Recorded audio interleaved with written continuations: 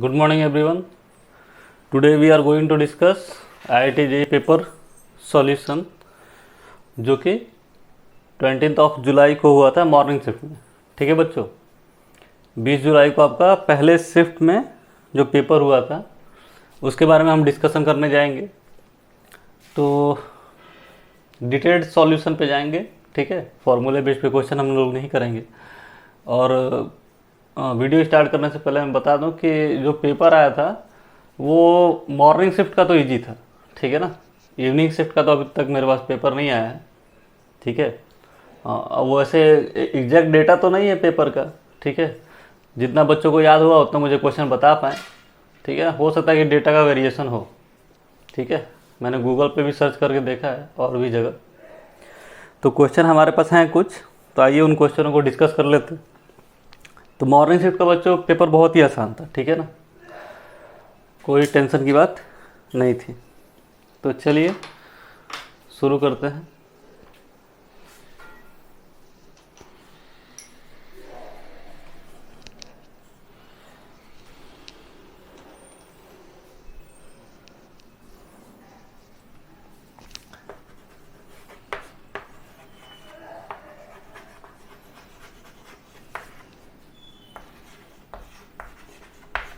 JEE mains 2021 19 जुलाई morning shift.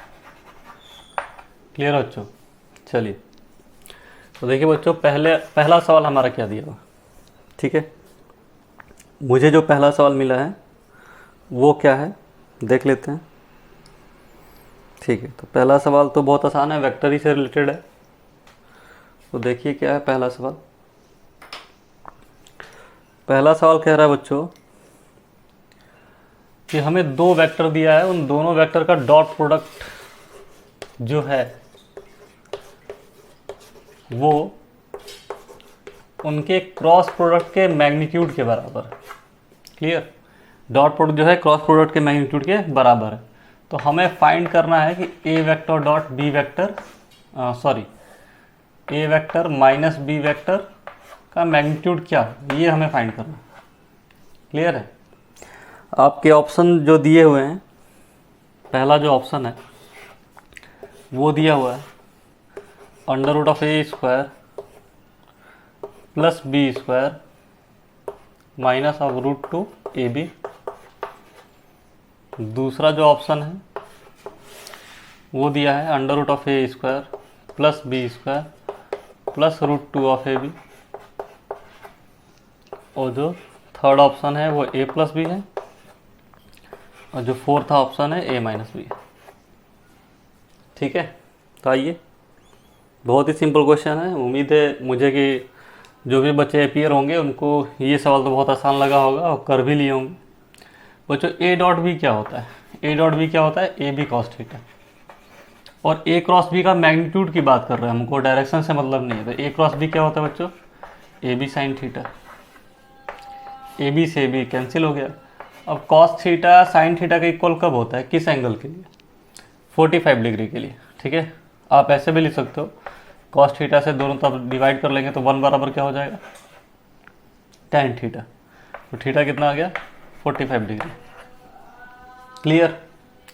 यानी ए और B के बीच का एंगल हमें मिल गया 45 डिग्री। अब हमें पूछ रहा है कि ए माइनस बी वेक्टर के मैग्नीट्यूड क्या होंगे। तो देखो बच्चों, ए वेक्टर हमारा ये है, ठीक है ना, ए वेक्टर ये है, बी वेक्टर ये है, और ये एंगल 45 डिग्री। ये वेक्टर बी हो गया, ये वेक्टर ए हो गया। हमें ए माइनस बी निकालना है, तो माइनस बी वेक्टर क्या होगा बच्चों? ये वाला होगा। तो ये एंगल कितना हो गया? 180 माइनस 45 डिग्री। क्लियर? तो इसका रिजल्ट कितना आ जाएगा? दो वेक्टर दिया है, दो वेक्टर के बीच का एंगल दिया है, तो रिजल्टेंट निकालना हमारे लिए कोई टफ नहीं है। आर कितना हो जाएगा बच्चों? Under root of a square plus b square plus 2ab। Cos of 180 minus theta क्या होता है बच्चों? Minus cos theta. तो माइनस कॉस 45 की वैल्यू -1/√2। इससे आप इसको कैंसिल करोगे, कितना आ जाएगा? √2, और माइनस है, यानी हमारा आंसर कितना आया? Under root of a square plus b square minus of √2ab। ये माइनस इंटू प्लस क्या हो जाएगा, माइनस। तो ऑप्शन देख लेते हैं बच्चों। हाँ ठीक है, पहला ऑप्शन क्लियर। इस सवाल का पहला आंसर क्या है, under root of a square plus b square minus root two a b. चलिए आइए दूसरे सवाल की तरफ बढ़ते हैं। दूसरा सवाल देखते हैं क्या कहता है।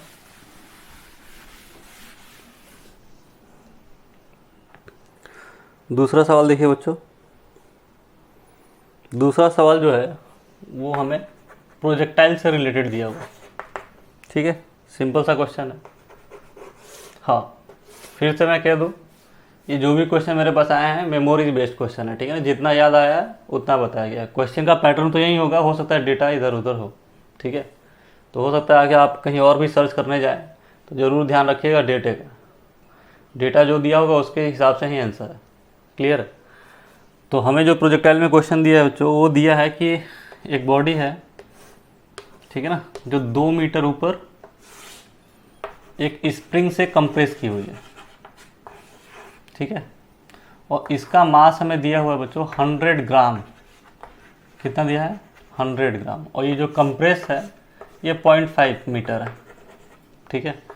तो जब इसको कंप्रेस करके रिलीज कर देंगे तो ये कहाँ गिरेगा, ठीक है ना, मैक्सिमम ये कितना हो सकता है, ये वैल्यू, ये हमारा सवाल दिया हुआ, ठीक है। अब ऑप्शन भी देख लेते हैं कि ऑप्शन हमें क्या क्या मेंशन है।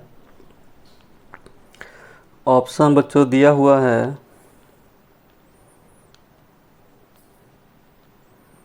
कहाँ गया ऑप्शन, ऑप्शन दिया है 5, 10, 15 एंड 20, ये हमारे ऑप्शन है, क्लियर। तो देखो बच्चों बिल्कुल आसान सा सवाल है, ये सवाल तो हमारे प्रोजेक्टाइल का है, ठीक है। अगर इसको कंप्रेस करके रिलीज करेंगे तो इसको वेलोसिटी इधर मिलेगी, तो इस पोर्शन के बाद कोई दिक्कत ही नहीं है। किसी पार्टिकल को किसी टॉप ऑफ बिल्डिंग से प्रोजेक्ट कर रहे हैं विथ हॉरिजॉन्टल डायरेक्शन, तो कितने समय में कितनी दूरी पे आएगा ये आपको निकालना प्रोजेक्टाइल में पढ़ाया गया है। चलिए तो पहले तो वेलोसिटी पता कर लेते हैं, ठीक है। हाफ के एक्स स्क्वायर किसके बराबर हो जाएगा, हाफ एम वी स्क्वायर के। तो यहाँ से v निकाल लेंगे। अच्छा v तो तब निकलेगा ना जब k मालूम होगा, k गिवन है। अच्छा जी हाँ, k हमें दिया है बच्चों, k कितना दिया है 100 न्यूटन पर मीटर, क्लियर। v देखो बच्चों क्या आ जाएगा, v बराबर आ जाएगा k/m अंडर रूट में और एक्स स्क्वायर का x हो जाएगा। तो x हमें कितना है बच्चों 0.5, x कितना है बच्चों 0.5, k कितना है 100 और मास दिया है ग्राम में, ठीक है ना। 100 ग्राम है तो इसको केजी में कन्वर्ट कर लोगे तो कितना हो जाएगा 0.1 kg, ठीक है। यानी यहाँ से हमारी वैल्यू क्या आ गई बच्चों 5/10, ठीक है ना। इसको अंडर रूट के बाहर लाओगे तो 10 हो जाएगा, इसको 1/10 लिख सकते हैं। यानी हमको यहाँ पे रफ्तार मिल गई 5√10 मीटर पर सेकेंड, ठीक है। d कितना होगा बच्चों, तो d कितना होता है ux इंटू टी, ठीक है ना। ux मतलब वेलोसिटी इन x डायरेक्शन। और समय कितना लगेगा, तो समय कितना लगेगा बच्चों ux कितना है, ux को ux ही लिख लेते हैं। t कितना है बच्चों √2h/g, इतना ही समय लगेगा क्योंकि इनिशियल वेलोसिटी हमारा y डायरेक्शन में तो है नहीं। तो ux कितना है बच्चों 5√10, ठीक है। 2 इंटू h, h कितना है 2 और g हम कितना ले लेते हैं 10। तो यहाँ से हमको क्या मिल जाएगा बच्चों, देखो ध्यान से 5 इंटू 2, क्लियर। और √10 से √10 कट जाएगा, मतलब इतना ही आएगा आंसर, क्लियर है हमारा। ऑप्शन में देखो दिया है, हाँ ठीक है, सेकंड ऑप्शन आंसर हो जाएगा। आंसर कितना आ गया 10 मीटर, ठीक है, सिंपल।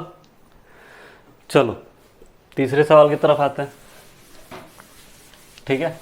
जितने भी क्वेश्चन मेरे पास हैं मैं सबका डिटेल डिस्कशन कर लूँगा, आप देख लेना कितना सही हुआ कितना गलत हुआ। इसके बाद जो क्वेश्चन दिया है बच्चों अच्छा, इसके बाद फिर से हमको एक वेक्टर का क्वेश्चन मिल गया। ठीक है, देखो क्वेश्चन क्या कह रहा है। क्वेश्चन ये कह रहा है कि butterfly is flying in north east with 4√2 metre per second with respect to wind. Wind is blowing at 1 metre per second southward. Displacement of butterfly in 3 second is. कह रहा है कि एक बटरफ्लाई है, ठीक है ना, बटरफ्लाई है जो कि 4√2 वेलोसिटी से नॉर्थ ईस्ट डायरेक्शन में फ्लाई कर रहा है। ठीक है, और butterfly is flying in north east with 4√2 metre per second with respect to wind. ठीक है ना, विंड के रिस्पेक्ट में। क्लियर। और विंड हमारा खुद साउथवर्ड डायरेक्शन में फ्लो कर रहा है विथ 1 मीटर पर सेकेंड। तो क्वेश्चन कह रहा है कि डिस्प्लेसमेंट हमें निकालना है ऑफ बटरफ्लाई। ठीक है, इन 3 सेकेंड, ये सवाल है हमारा।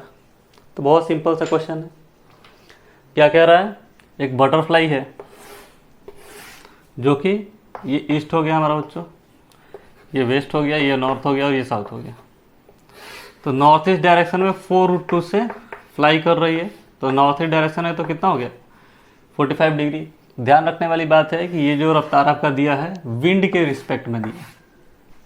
ठीक है ना, तो इसकी इधर रफ्तार कितनी हो जाएगी बच्चों, 4√2 cos 45 that is 4 and 4√2 sin 45 that is 4। तो velocity of bird with respect to wind हम क्या ले सकते हैं, vx i cap plus vy j cap. ठीक है, अच्छा विंड की रफ्तार की तरफ बच्चों साउथ डायरेक्शन कितनी है, -1 मीटर पर सेकेंड है। तो विद डायरेक्शन हम लिखेंगे तो क्या लिख लेंगे, माइनस जे कैप। क्लियर। अब कह रहा है कि बटरफ्लाई का डिस्प्लेसमेंट बताइए। तो बटरफ्लाई का डिस्प्लेसमेंट तब निकाल पाएंगे जब बटरफ्लाई की स्पीड मालूम हो। तो बटरफ्लाई की स्पीड देखो क्या हो जाएगा, velocity of butterfly with respect to wind क्या ले सकते हैं हम लोग, velocity of butterfly minus velocity of wind. Relative motion का कंसेप्ट यहाँ पे यूज हुआ है। चलो, तो वेलोसिटी ऑफ बर्ड क्या हो गया बच्चों, velocity of bird with respect to wind plus velocity of wind. ये कितना है, 4i प्लस 4j। और वेलोसिटी ऑफ विंड कितनी है, नीचे डायरेक्शन है -j। कितना हो गया, 4i प्लस 3j का। तो डिस्प्लेसमेंट क्या होता है बच्चों, वेलोसिटी इंटू टाइम।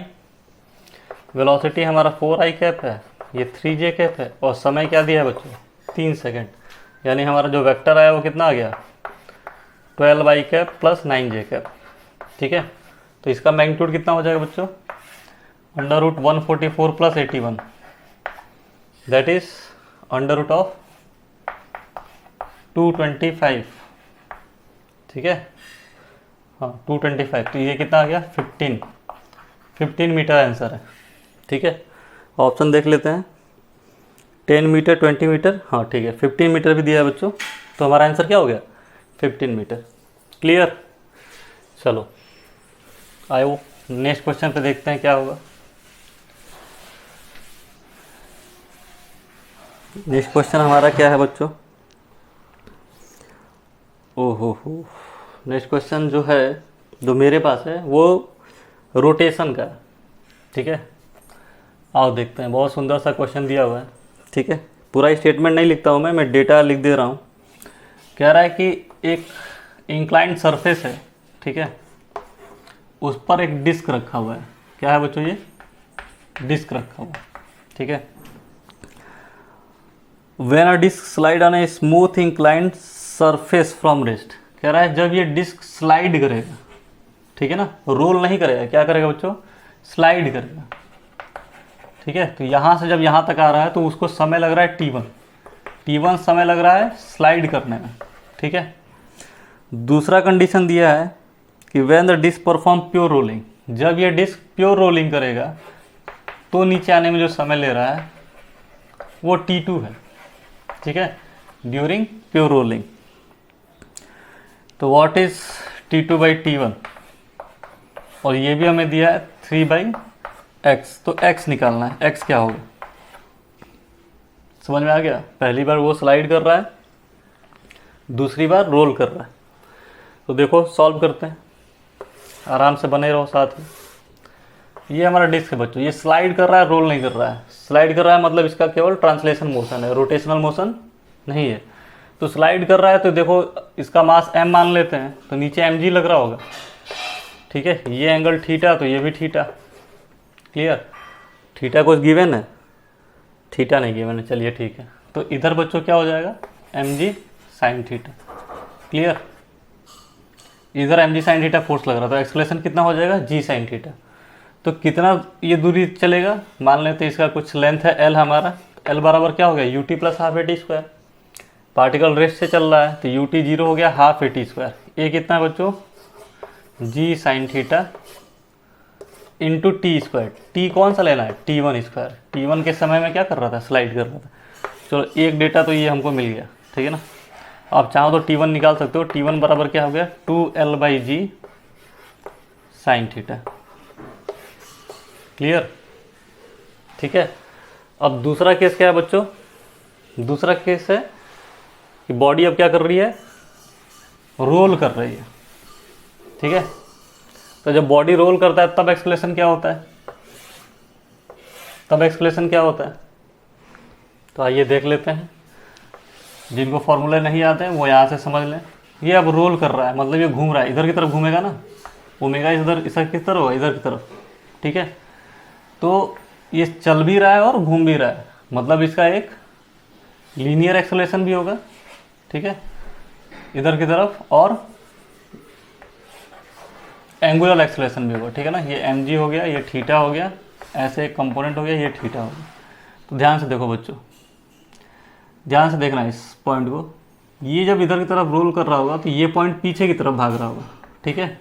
और प्योर रोलिंग में हमें मालूम है कि जो बॉटम मोस्ट पॉइंट है वो किस में होता है, रेस्ट में। तो इधर जा रहा होगा तो फ्रिक्शन किधर लग रहा होगा, आगे की तरफ। क्लियर?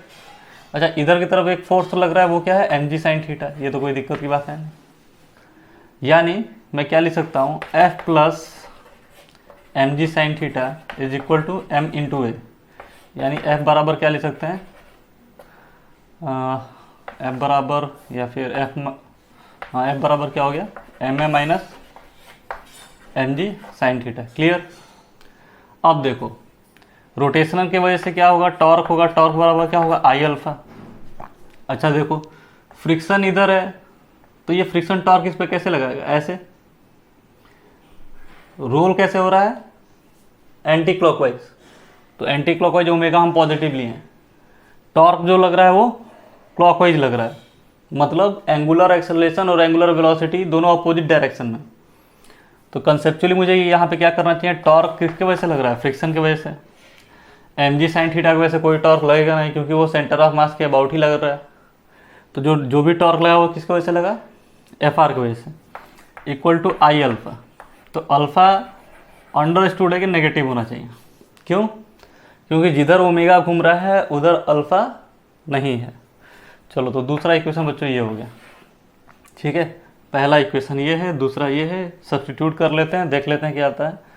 यहाँ पर F की जगह लिख लीजिए ma minus mg sine theta, ठीक है।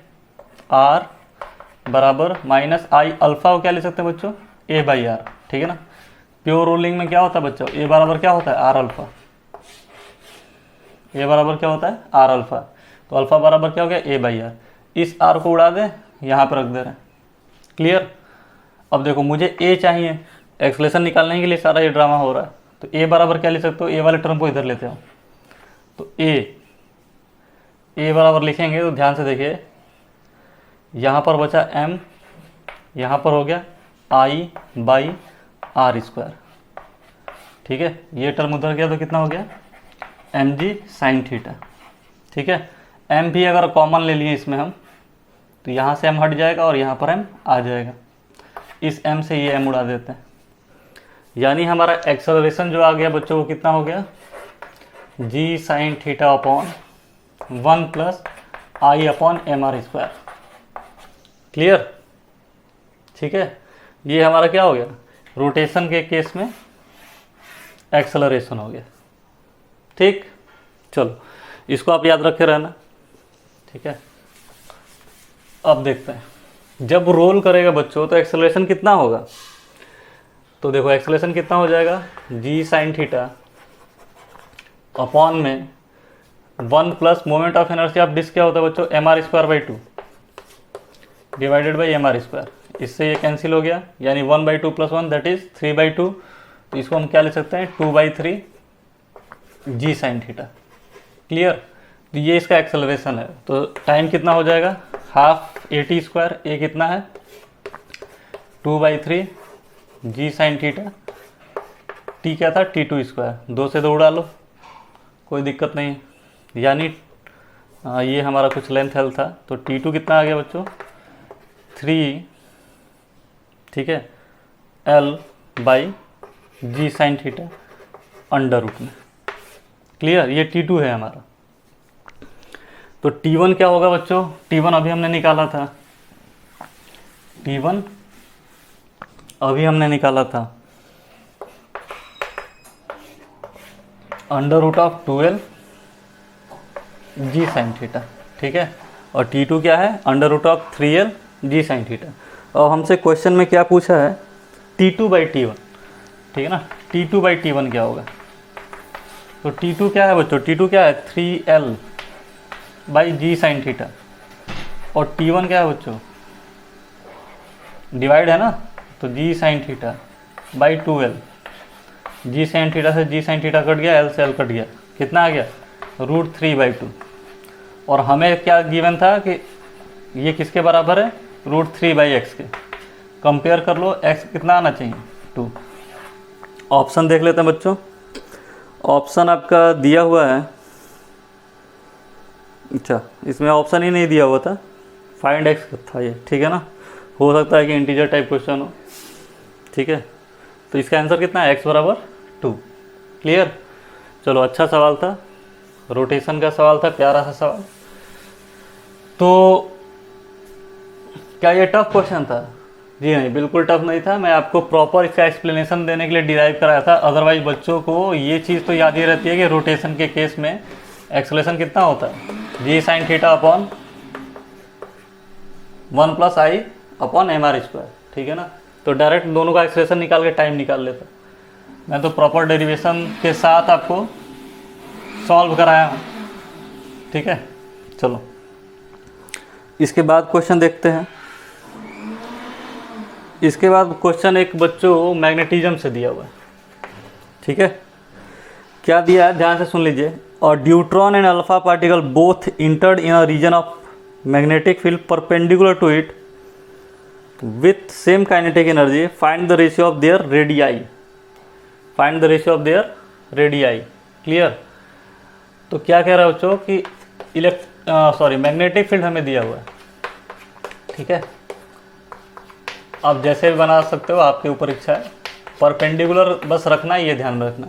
तो कह रहा है कि जब ड्यूट्रॉन इंटर किया, ठीक है ना, और अल्फा पार्टिकल इंटर किया, ठीक है, अल्फा पार्टिकल इंटर किया, ठीक है। तो मैग्नेटिक फील्ड अंदर की तरफ, ठीक है, प्रोजेक्शन इधर की तरफ, फोर्स ऊपर की तरफ लग रहा था। हर इंस्टेंट में फोर्स अंदर की तरफ लगेगा, तो पाथ कैसा होगा, सर्कुलर मोशन। बेसिक टॉपिक है मैग्नेटिज्म का, बोर्ड लेवल के लिए भी इंपॉर्टेंट है। तो क्वेश्चन कह रहा है कि ड्यूट्रॉन और अल्फा पार्टिकल के रेडियस का रेशियो बताना, रेडियस का रेशियो बताना।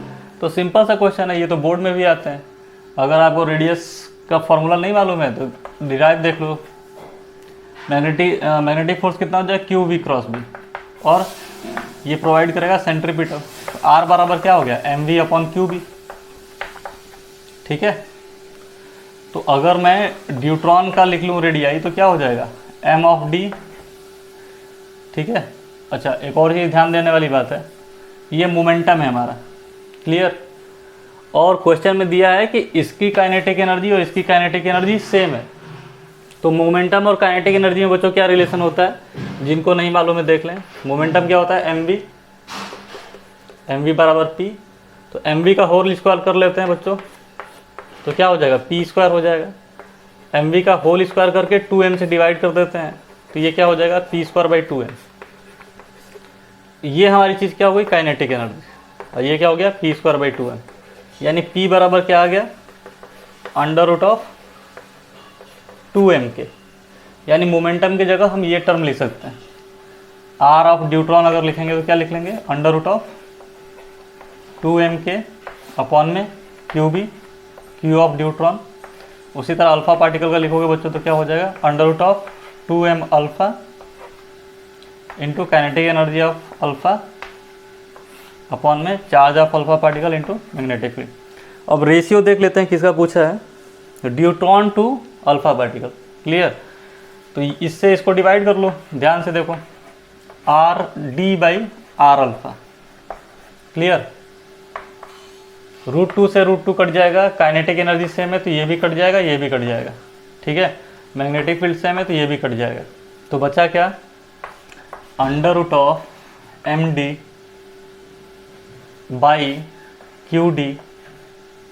QD represent charge on deuteron, ठीक है। अल्फा पार्टिकल में क्या है √M alpha into QA। Clear, अच्छा बच्चों, ड्यूट्रॉन पे चार्ज कितना होता है equal to the charge of proton. Alpha particle पे चार्ज क्या होता है ट्वाइस ऑफ प्रोटॉन, यानी इसका और इसका क्या हो गया रिलेशन 2 आ गया। मास ऑफ ड्यूट्रॉन क्या होता है 2 टाइम्स होता है, और मास ऑफ अल्फा पार्टिकल क्या होता है 4 टाइम्स मास ऑफ प्रोटॉन होता है। तो ये तो बच्चों इसको देखो ध्यान से, तो मैं रब कर दे रहा हूँ यहाँ पे थोड़ा सा आपको समझ में आ जाए इसलिए। ये देखिए, ये बच्चों हमारा हो गया twice of mass of proton, ठीक है ना, और नीचे क्या हो गया 4 टाइम मास ऑफ प्रोटॉन। तो यहाँ से तो 2 बाहर आ जाएगा आपका, ठीक है, तो अंदर में ये बचेगा, और यहाँ से √2 बाहर आ जाएगा, तो अंदर में ये बचेगा, तो ये और ये कैंसिल हो गया, साथ में 2 मल्टीप्लाइड है तो 2 से 2 कैंसिल हो गया, यानी रेडियाई का रेशियो क्या हो गया √2। देखते हैं बच्चों ऑप्शन में 2 दिया है, 2√2 दिया है, 1/2 दिया है, ठीक है, और √2 भी दिया है, ठीक है ना। तो यानी हमारा क्या आ गया ड्यूट्रॉन और अल्फा पार्टिकल का रेशियो कितना आ गया √2। क्लियर, सिंपल सा क्वेश्चन था, बोर्ड लेवल का क्वेश्चन था, ये आपके CBSE बोर्ड में भी आता है, तो बिल्कुल भी इसको टफ नहीं कहा जाएगा, ठीक है। हाँ, एक आध दो क्वेश्चन जरूर अच्छे होंगे, वो भी देख लेते हैं। चलिए, इसके बाद जो नेक्स्ट क्वेश्चन है हमारे पास, ये सर आपका इलेक्ट्रोस्टैटिक्स है, बहुत ही सिंपल क्वेश्चन है बच्चों। क्वेश्चन दिया है we have a charge of magnitude Q, if we divide charge in 2 part we should be what should be their ratio so that there will be the maximum repulsion force between them, ठीक है ना। तो simple सा question बच्चों क्या कह रहा है कि एक चार्ज है, इस चार्ज को 2 पार्ट में डिवाइड कर दिया, ठीक है ना, 2 पार्ट, तो बताना है कि Q कितना हो कि उनके बीच में मैक्सिमम रिपल्सन फोर्स हो, ठीक है। तो मैक्सिमम मिनिमम की बात हो गई, मतलब मैक्सिमम मिनिमम लग रहा होगा, मतलब कहीं ना कहीं डिफ्रेंशिएशन यूज कर रहे होंगे हम लोग। तो मान लेते हैं कि एक चार्ज हो गया Q, तो दूसरा क्या हो जाए Q-Q, बेसिक चीज़ है, ठीक है। तो एक चार्ज हो गया बच्चों यहाँ पे Q, दूसरा हो गया कैपिटल Q - स्मॉल q, दूरी जो भी है R मान लेते हैं। तो बच्चों फोर्स क्या लिख लेंगे K/Q1 Q2 by R²। Clear, देखो बच्चों ये टर्म तो हमारा कांस्टेंट है, ठीक है ना, यानी फोर्स का मैक्सिमम होना डिपेंड कर रहा है इस चार्ज के ऊपर। तो मैं इसको ऐसे लिख सकता हूँ, इस कांस्टेंट को नया K' नाम दे रहा हूँ, और ये हो गया Q कैपिटल Q - Q², ठीक है।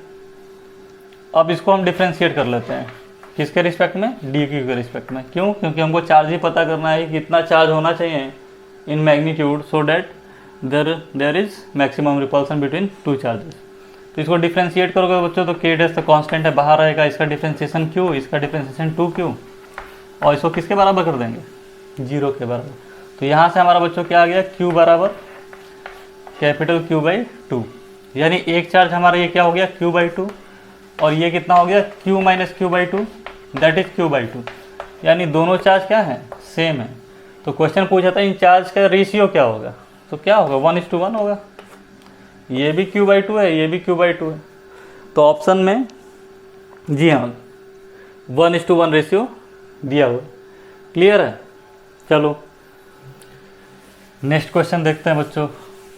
नेक्स्ट क्वेश्चन क्या दिया हुआ है, तो हम लोग देखे हैं बच्चों अभी कि प्रोजेक्टाइल से कितना सिंपल क्वेश्चन दिया था, आपके इलेक्ट्रोस्टैटिक्स से कितना सिंपल क्वेश्चन दिया है, मैग्नेटिज्म से कितना सिंपल दिया है, ठीक है, इवन वेक्टर से कितना सिंपल क्वेश्चन दिया हुआ, ठीक है। आपके रोटेशन से भी आसानी सवाल था, वो तो फेमस क्वेश्चन है। बेसिकली आप जाओगे तो एनसीईआरटी के लास्ट पेज पे जाओगे तो आपको सॉल्व न्यूमेरिकल में मिलेगा वो, ठीक है ना। बस क्वेश्चन हल्का सा डिफरेंट था वो, जो आपके एनसीईआरटी में दिया रहता है कि डिस्क रोल कर रही है, सॉलिड स्फीयर रोल कर रहा है, हॉलो स्फीयर रोल कर रहा है, कौन पहले पहुंचेगा, ऐसा सवाल था, ठीक है ना। तो अब इतना थोड़ा तो चेंज आना ज़रूरी है जब आप कॉम्पिटिटिव पेपर दे रहे हो तो। चलिए आइए आगे और देखते हैं। अब जो क्वेश्चन हमारे पास है ये क्या है, अच्छा ये शायद मॉडर्न फिजिक्स का क्वेश्चन है बच्चों। चलिए देखते हैं क्या है ये। कह रहा है the wave number of spectral line in the emission spectrum of hydrogen will be equal to 8/9 time of Rydberg constant, ठीक है ना। 8/9 मतलब हमें कह रहा है कि जो वेव नंबर है, ठीक है ना, वेव नंबर है हाइड्रोजन आइटम का जब स्पेक्ट्रल लाइन देखा गया, ठीक है ना, इमिशन स्पेक्ट्रम का, तो जो वेव नंबर आया है वो 8/9 आया है किसके, रिडबर्ग कांस्टेंट के, ठीक है ना। तो हमें बताना है then the electron jump from, then the electron jump from, तो ऑप्शन क्या है बच्चों 5 to 2, ठीक है, 5 to 3, ठीक है, 3 to 1 एंड 4 to 2। तो सिंपल है, ये तो बिना सॉल्व किए भी आप कर सकते थे। वेव नंबर बराबर क्या होता है बच्चों, R 1/n1² - 1/n2², ठीक है ना। यानी इसको ही सॉल्व करना है और इसका सॉल्यूशन कितना आना चाहिए 8/9, तो वेव नंबर क्या हो जाता है 8/9R। कुछ नहीं करना था, ऑप्शन उठा के भी रख लेते तो काम हो जाता। देखो पहला, ठीक है ना, इसका मतलब क्या है सेकंड से फर्स्ट, सेकंड से फर्स्ट, सेकंड से फर्स्ट, मतलब पांचवें से दूसरे में, यानी n2 ये है और n1 ये है। क्लियर है। तो देखो रख के देखते हैं, लॉजिकली भी सोच लेते हैं। एक में से 1/9, यानी हमको तो लग रहा है कि आंसर ये होना चाहिए। देखिए कैसे, R n1 क्या है बच्चों हमारा 1², ठीक है, n2 क्या है 3², तो ये कितना हो गया बच्चों 1 - 1/9। क्लियर, कितना आ गया बच्चों 8R/9।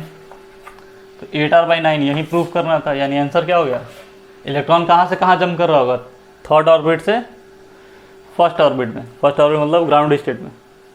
क्लियर। चलो इसको, इसका आंसर चेक करने की जरूरत नहीं है, सही हो, ठीक है। अब बताओ इससे आसान सवाल क्या चाहते हो। मॉडर्न फिजिक्स पे इतने आसान सवाल, हालांकि उसमें बहुत अच्छे अच्छे सवाल बनाए जा सकते थे, ठीक है। तो मॉडर्न शिफ्ट का तो एग्ज़ाम, जो फिजिक्स का पेपर है वो तो आसान है, बच्चे तो बहुत खुश हो गए होंगे। अब सेकंड शिफ्ट का जब पेपर आता है तो देखते हैं, ठीक है ना। अभी मेरे पास तो नहीं आया है, लेकिन कुछ समय निकाल के मैं देखता हूँ, कोशिश करता हूँ कि मुझे भी पेपर मिल जाए तो उसका सॉल्यूशन किया जाए। चलिए इसके बाद, हाँ इसके बाद देखो बच्चों एक क्वेश्चन है तुम्हारा, ये इलेक्ट्रिक करंट से, ठीक है ना, इसका तो डेटा लिखना पड़ेगा। कह रहा है कि एक मैग्नीशियम, ठीक है ना, एक मैग्नीशियम रॉड है, ठीक है, मैग्नीशियम रॉड है जिसका एरिया आपको दिया हुआ है, एरिया दिया हुआ है 3 मीटर² और करंट दिया हुआ है 5 एम्पियर। क्लियर। एंगल दिया है 60 degree from axis of rod, resistivity दिया हुआ है, रो दिया हुआ है 44 × 10⁻⁻² ओम मीटर,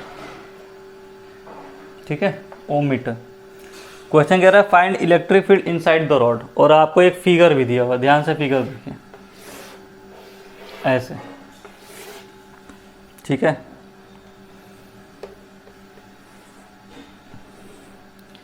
ऐसे बना हुआ है फिगर ये,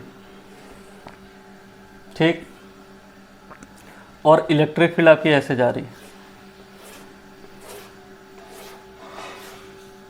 और ये एंगल है बच्चों 60 डिग्री।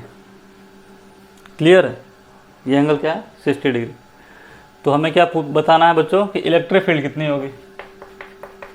अब सोचो, इलेक्ट्रिक फील्ड करंट एरिया में किस में रिलेशन आप जानते हो? तो हम जानते हैं बच्चों, ओम्स लॉ जानते हैं, वेक्टर फॉर्म वाला, microscopic forms of Ohm's law. J बराबर क्या होता है? Sigma E. ठीक है, सिग्मा ई होता है, ये क्या है बच्चों? आई बाई ए है, इक्वल टू सिग्मा ई। ठीक है ना? तो ई बराबर बच्चों क्या हो जाएगा? I by A divided by sigma, तो 1 by sigma is rho. Clear? अब यहाँ पे ध्यान देना है बच्चों, एरिया वेक्टर यूज करना है ना। क्लियर है ना? तो ये देखो, ये सरफेस हमारा ऐसा है, इसका एरिया वेक्टर किधर होगा? Perpendicular to the surface. दिख रहा ना? ऐसे ध्यान से समझो। तो ये एंगल 60 डिग्री है, तो ये भी एंगल 60 डिग्री। ठीक है, यानी ई बराबर क्या लिख सकते हैं हम लोग? ठीक है, जे बराबर क्या होता है? आई बाई ए। तो आई बराबर क्या लिख सकते हैं बच्चों? जे इंटू ए, ये डॉट प्रोडक्ट होता है, यानी जे ए कॉस थीटा। क्लियर? तो यहाँ पे लिखेंगे तो आई हो जाएगा, रो हो जाएगा, ए हो जाएगा, और कॉस 60 डिग्री। सबकी वैल्यू उठा के रख लो। आई कितना दिया बच्चों? 5 दिया हुआ है। एरिया कितना है? 3 मीटर, सॉरी एरिया डिवाइड है ना, 3 दिया हुआ है। रेजिस्टिविटी हमको दिया है 44 into 10 to the power -2, and cos 60 की वैल्यू कितनी होती है बच्चों? 1/2। ठीक है, तो 2 से तो ये उड़ जाता है, कितना आ जाता है? 22। 22 गुणे 5 कितना हो जाता है बच्चों? 22 into 5, 5 to 10, that is 110 into 10 to the power -2 divided by 3। अब 3 से कटा लो, कितनी बार हो जाएगा? 3 3 जा 9, तो 2 बचा, तो 3 7 जा 21। क्लियर?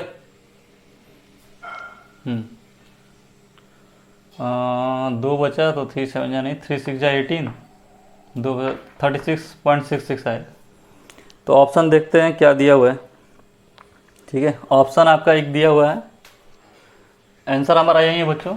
ऑप्शन आपका दिया हुआ था एक 0.367, तो 10 टू द पावर -2 है, उसको आगे लाएंगे तो क्या हो जाएगा? 0.3666। तो 66 है, तो राउंड अप कर लेंगे तो कितना आ जाएगा? 0.367। चलो, तो ये भी सवाल हो गया। आगे आते हैं।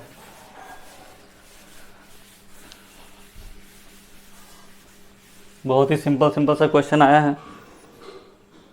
ठीक है ना? जो बच्चे पहले शिफ्ट में होंगे बहुत लकी होंगे। अच्छा बताइए, ये क्वेश्चन डायरेक्ट आ गया, बैंकिंग ऑफ रोड से क्वेश्चन आया है। ठीक है, देखिए क्वेश्चन क्या कह रहा है।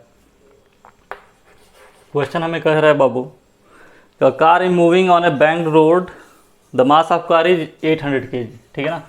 मास ऑफ कार जो दिया है बच्चों, वो दिया है 800 kg। ठीक है ना? A car is moving on A bank road, the mass of car is 800 kg and the angle of banking is 30 degree. ठीक है, car is moving with maximum speed. Car जो मूव कर रहा है बच्चों अपने मैक्सिमम स्पीड से move कर रहा है, जिसमें कोफिशिएंट ऑफ स्टैटिक फ्रिक्शन आपका 0.2 दिया है। ये कुछ नहीं दिया है, बस लिखा है कि मैक्सिमम स्पीड से मूव कर रहा है। तो फाइंड द नॉर्मल रिएक्शन, हमें क्या पता करना है? एन पता करना है। क्लियर? चलो देखते हैं, बिल्कुल बेसिक से बच्चों। ये हमारा सर्कुलर ट्रैक है। ठीक है, सर्कुलर ट्रैक है, और सर्कुलर ट्रैक पे ये हमने बैंकिंग कर ली। ठीक है, ठीक है, ये एंगल उठा दिया थीटा, और इस पे अपनी कोई एक मालगाड़ी आ रही है, कार आ रही है बेसिकली। ठीक है, इसका मास दिया हुआ है तो हम m मान लेते हैं। देखो बच्चों, यहाँ पर क्या एक लगेगा? mg लगेगा, यहाँ पर एक लगेगा नॉर्मल। ठीक है, सर्कुलर मोशन कर रहा है तो एक सेंट्रीपिटल लगेगा। मैं नॉन इनर्शियल फ्रेम में काम कर रहा हूँ तो सेंट्रीफ्यूगल लगा लेता हूँ, mv²/r। ठीक है ना? अब खुद लॉजिकली सोचो, कार मैक्सिमम वेलोसिटी चल, मैक्सिमम स्पीड से चल रही है, तो फ्रिक्शन किधर की तरफ लगेगा, इधर की तरफ लगेगा कि गाड़ी को स्किड ना करने दे। तो गाड़ी स्किड किधर की तरफ करती है बच्चों, बाहर की तरफ, सेंट्रीफ्यूगल फोर्स लेके बाहर चला जाता है, यानी फ्रिक्शन किधर लगेगा, इधर की तरफ। ठीक है, तो हमको ये नॉर्मल कैलकुलेट करना था। एंगल भी आपको दिया ही है 30 डिग्री। तो देखो हम वेक्टर को बच्चों नॉर्मल और फ्रिक्शन के अलॉन्ग रिजॉल्व कर लेते हैं। ये नॉर्मल है, ये फ्रिक्शन है, इसके और इसके अलॉन्ग रिजॉल्व कर लेते हैं। तो ध्यान से देखो, ये थीटा है, ये एम जी है, तो ये 90, ये 90 माइनस थीटा, ये थीटा, ये 90 माइनस थीटा, तो ये थीटा। क्लियर। देखो बच्चों एक्सप्रेशन देखो ध्यान से, एन ऊपर एन लग रहा है, नीचे क्या लग रहा है बच्चों, m ji cos theta. Clear. M we square का component plus m we square by r sine theta. एक चीज़ तो ये मिल गई। ठीक है, अब फ्रिक्शन के अलॉन्ग देखो बच्चों, फ्रिक्शन इधर लग रहा है, ठीक है ना, एम जी का कंपोनेंट भी इधर लग रहा है, तो क्या हो गया, plus M G sine theta. ठीक है, और उसका कंपोनेंट क्या हो गया, इक्वल टू में M we square by R cos theta. ठीक है ना। तो देखो हमको ना ही आर मालूम है ना ही वी मालूम है, मतलब इसको तो हटाना पड़ेगा। तो हटाने का सबसे अच्छा तरीका क्या है बच्चों, सबसे अच्छा तरीका है कि एम जी को इधर लेते आते हैं। ठीक है, ये ऐसे हो गया, समझ में आई बात। अब देखो ये दोनों एक साइड में हो गए, डिवाइड कर दो, फर्स्ट इक्वेशन को सेकंड से उड़ा देते हैं, तो ये उड़ गया इससे, साइन बाई कॉस क्या हो गया 10, यानी एन माइनस एम जी कॉस 30 डिग्री अपॉन में एफ, एफ को क्या लिख सकते हैं बच्चों, mu into N plus M G sine 30 degree is equal to tan 30 degree. ठीक है, अब ये थोड़ा सा कॉम्प्लिकेटेड तो नहीं है, लेंदी है आपका। ठीक है ना, इसको बस सॉल्व कर लेना, आपका आंसर आ जाएगा। तो आओ सॉल्व कर लेते हैं। ठीक है ना, सॉल्व करके देखते हैं क्या आ रहा है। एन हमें निकालना है, तो एन बराबर क्या लिख सकते हैं बच्चों, N minus M ji cos 30 degree is equal to tan 30 की वैल्यू बच्चों 1/√3, तो √3 इधर आ जाएगा, ये इधर गया, 0.2 दिया हुआ था, 0.2 into N plus M G sine 30 degree. Clear, value सब रख लो बच्चों, √3n, एन वाले टर्म को एक पास लेते आते हैं कि हमको एन निकालने, इसको लाएंगे तो क्या हो जाएगा बच्चों, एन जैसे ही कॉमन ले लेंगे तो √3 माइनस 0.2। ध्यान से देखना कोई भी दिक्कत ना हो। यहाँ पर क्या है, M G sine 30 that is M G by 2, ये टर्म बच्चों इधर आएगा तो क्या हो जाएगा, √3 और माइनस है तो प्लस आ जाएगा, √3 M ji cos 30 degree √3 by 2, तो ये भी 3 हो गया, ये कितना आ गया 2। ध्यान से देखते रहना, थोड़ी सी भी गड़बड़ी ना हो। इसको सॉल्व करेंगे तो बच्चों क्या आ जाएगा, ये 2 mg आ जाएगा। क्लियर, चलिए अच्छा सुंदर सा आंसर आ रहा है। n बराबर हो गया 2 mg, 2 हो गया, ये हो गया। अगर कार का मास कितना दिया हुआ था बच्चों, कार का मास 800 kg था ना, ठीक, कार का मास था 800 kg, तो 2m इंटू जी, ठीक है, डिवाइडेड बाई √3 माइनस 0.2, ठीक है, तो √3 हो गया, √3 को हम क्या लिख सकते हैं, 1.732 माइनस 0.2, यानी इसको अप्रॉक्सीमेटली 1.5 लिख सकते हैं। देखते हैं आंसर क्या आता है। ये 8 दूनी का 16, ठीक है, 2 0 1 3 0, और ये अप्रॉक्सीमेटली हमारा 1.53 है। ठीक है, तो इसको डिवाइड करेंगे तो ये तो 10 बार में जाएगा, यानी अप्रॉक्सीमेटली हमारा आंसर कितना आना चाहिए, 10,000। ठीक है ना, मैं अप्रॉक्सीमेशन की बात कर रहा हूँ। अगर एग्जैक्ट आंसर दिया होगा तो ज़्यादा वेरिएशन होगा तब तो डिटेल सॉल्व करना होगा। ऑप्शन देख लेते हैं। चलिए, तो ऑप्शन तो अच्छा दिया बच्चों, 24,000 दिया है, बहुत दूर है इसके, 5,000 दिया, बहुत दूर है इसके, 9,000 दिया है और एक 10,000 दिया है, तो 10,000 इससे क्या है, पास है, तो ये दिख रहा है। ये क्वेश्चन बनाए हैं इसलिए जाता है बच्चों कि आपको आपके अप्रॉक्सीमेशन चेक करना है। ठीक है ना, वो इतना चेक करना नहीं चाहता है कि आप कितने डेसिमल प्लेस तक इसको सॉल्व कर रहे हो, क्योंकि ये ऑप्शनल क्वेश्चन है, इंटीजर टाइप नहीं है। ठीक है, तो एक अच्छा सवाल था ये। चलिए, एक और आखिरी सवाल मेरे पास है, उसको डिस्कस कर लेते हैं। आप क्वेश्चन काउंट कर लेना, मेरे पास सवाल अभी फ़िलहाल तो इतने ही हैं, बाकी आएंगे तो मैं इसका दूसरा भी सीरीज बनाऊंगा, ठीक है। तो जो लास्ट क्वेश्चन है बच्चों वो, अच्छा बहुत खूबसूरत सवाल है, रोटेशन का है, लेकिन हाँ अगर आप स्टैंडर्ड बुक फॉलो करते होंगे तो ये उसका एग्जाम्पल ही है एक्चुअली में, डीसी पांडे में तो ये सॉल्व एग्जाम्पल है, ठीक है। देखो क्वेश्चन क्या दिया बच्चों कि एक रॉड दिया हुआ है, ठीक है। रॉड दिया, इसका मास m है और लेंथ क्या है l, क्लियर। यहाँ पे कह रहा है कि एक बॉल है जिसका मास स्मॉल m है और v वेलोसिटी से फेंका गया है। ये बच्चा इसे फिक्स नहीं है, हिंज्ड नहीं है, ठीक है ना, फ्री टू मूव है ये। तो क्वेश्चन कह रहा है कि particle of mass small m moving with speed v collide elastically with end of uniform rod of mass capital M, length L, perpendicular as shown in figure. If the particle come to rest after collision, collision के बाद ये particle बच्चों rest में आ जा रहा है। Find the value of small m by capital M. Small m by capital M की value चाहिए हमें बच्चों, और ऑप्शन आपका दिया है 1/3, 1/2, 1/4 एंड 1/5। आइए सॉल्व करते हैं, बहुत ही सुंदर सा क्वेश्चन है, ठीक है ना। पहली चीज़ तो आपको ये समझ में आनी चाहिए कि जब ये बॉल जाके इससे टकराएगा, ठीक है, तो ये घूमेगा भी और चलेगा भी, घूमेगा भी और चलेगा भी, ठीक है।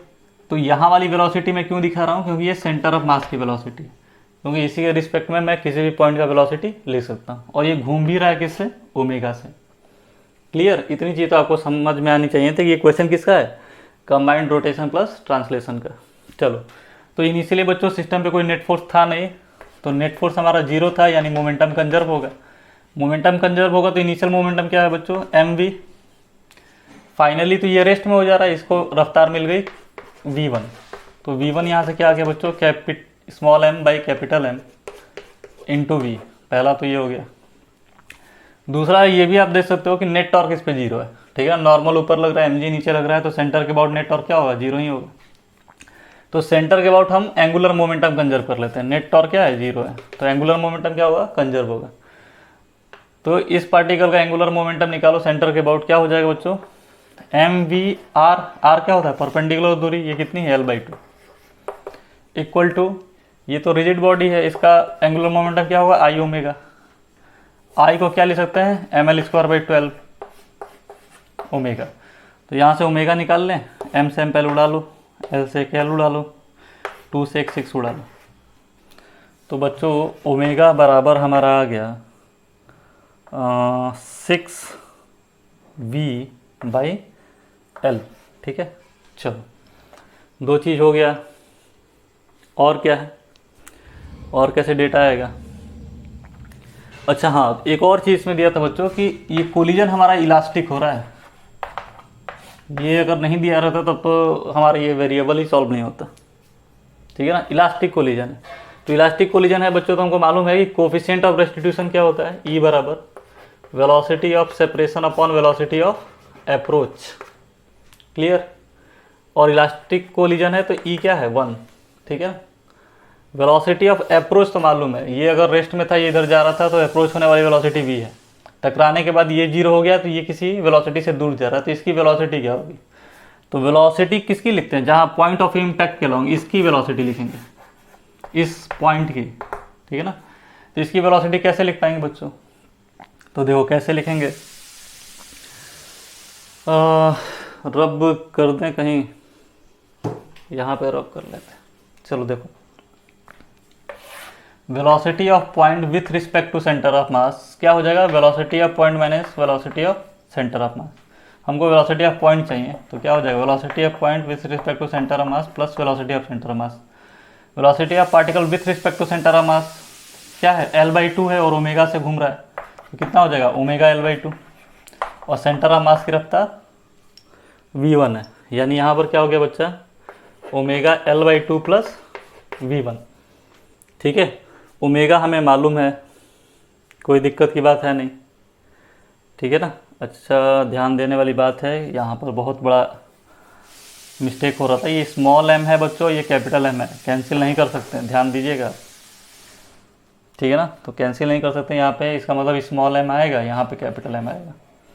तो हमें ओमेगा भी मिल गया, V1 भी मिल गया, ठीक है, सब कुछ मिल गया, तो आंसर आ जाएगा 1 बराबर क्या लिख सकते हैं बच्चों, ओमेगा कितना है हमारा 6V small M by capital M into L, और यहाँ पे पहले से L/2 था, तो L से L गया, 2 से 6 गया, 3 टाइम्स में। V1 कितना है बच्चों, small M by capital M into V, और अपॉन में V है तो V को इधर मल्टीप्लाई कर दिए। अब 3VM/m MV/m, तो ये कितना हो जाएगा 4 small M by capital M into V equal to V, तो V से V गया, small M by capital M क्या हो गया 1/4, 1/4 हमारे ऑप्शन में दिया था, ठीक है ना, 1/2, 1/5, 1/4, तो 1/4 हमारे ऑप्शन में है दिया। तो ये एक अच्छा सवाल है, ठीक है, लेकिन आपसे इतनी अपेक्षा रखी जाती है कि जब आप IIT की तैयारी कर रहे हो तो ये सवाल तो आना ही चाहिए, ठीक है ना। रोटेशन में ये सवाल बेसिक है, जिसमें linear momentum, angular momentum conserve रहता है। क्लियर है बच्चों। तो फर्स्ट शिफ्ट के इतने ही क्वेश्चन हमारे पास हैं। हाँ, एक और क्वेश्चन दिख रहा था मुझे, इलेक्ट्रिक करंट का था, ठीक है ना, सिंपल किरचॉफ लॉ का क्वेश्चन था, बोर्ड में भी वैसे क्वेश्चन आते हैं, तो उसको मैं डिस्कस नहीं किया। तो इतने सवाल देखने से ये लग रहा है कि फर्स्ट शिफ्ट का तो पेपर बहुत ही आसान आया था, ठीक है ना, यानी नंबर तो बहुत उठेंगे। अब डिपेंड करता है कि सेकंड शिफ्ट में पेपर कैसा आ रहा है। तो चलिए सेकंड शिफ्ट में जब भी पेपर मेरे पास आ जाए, ठीक है ना, जो भी मेमोरी बेस्ड क्वेश्चन मिल जाए बच्चों से इधर उधर से, तो फिर मैं उसका भी सीरीज बना दूंगा, ठीक है, आप अपना आंसर मैच कर सकते हैं। तब तक के लिए बने रहिए, लाइक और सब्सक्राइब करते रहिए, ठीक है। चलिए, धन्यवाद।